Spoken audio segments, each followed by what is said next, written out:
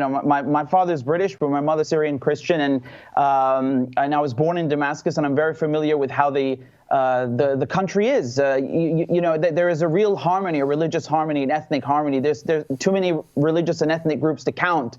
And there is real coexistence. I don't say tolerance, coexistence and love for one another. Christians are a minority in Syria. I have no reason to say this unless it were true, and it is. And I think that's a beautiful, fragile thing that the West and their allies in the Saudi Arabia and Turkey and Israel have really tried to destroy. It's very heartbreaking because it's a rare thing to have so many different religions and ethnic groups living together in such harmony. It's very beautiful. And they attacked the social fabric of Syria.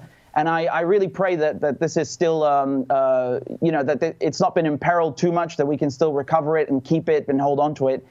Because you really took the words right out of my mouth. If Iran and Russia and Hezbollah hadn't come in to help the Syrian Arab army, the black flag of ISIS would be flying over Damascus. This is a fact. The district in Damascus, Jobar, which is, you're basically almost in the center of Damascus. It borders a Christian area, right? And you had, I've spoken with my cousins. They can hear these terrorists at night chatting. That's how close they were.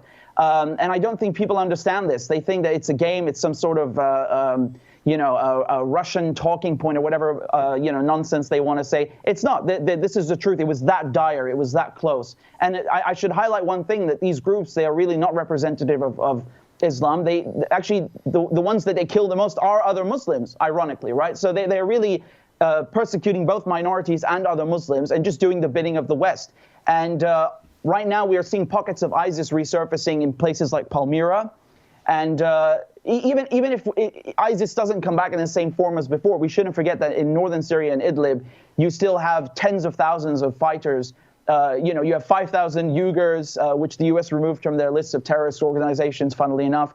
You've got all of these battle-hardened jihadists that were taken to Idlib in the green buses and that are basically amassing there for a very big battle that's yet to come. And unfortunately, a lot of civilians will pay the price for that. And these groups have received funding from Saudi Arabia, from Turkey, Israel, the US, the UK.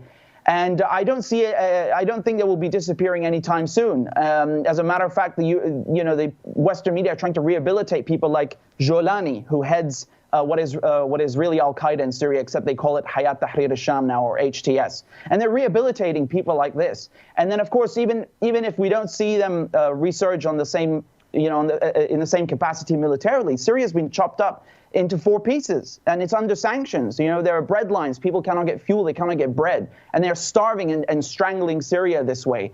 And this is really the scorched earth policy that Mike Pompeo put in place with Trump, that, we didn't win the war in Syria, so we're just going to let everyone starve and suffer.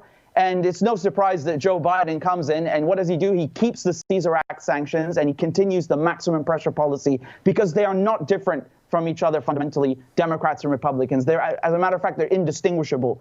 But again, I should reiterate, hadn't the Russians and Hezbollah and Iran come in, who knows what Syria would look like today? Maybe like Libya, maybe worse, which is, again, Libya is another beautiful country that was destroyed by NATO. And people tend to forget these things. And they claim NATO's a defensive alliance. We hear that a lot today. But they've forgotten very recent history in Libya, in Yugoslavia, in Syria, conveniently so. Richard Medhurst, thank you very much for joining us.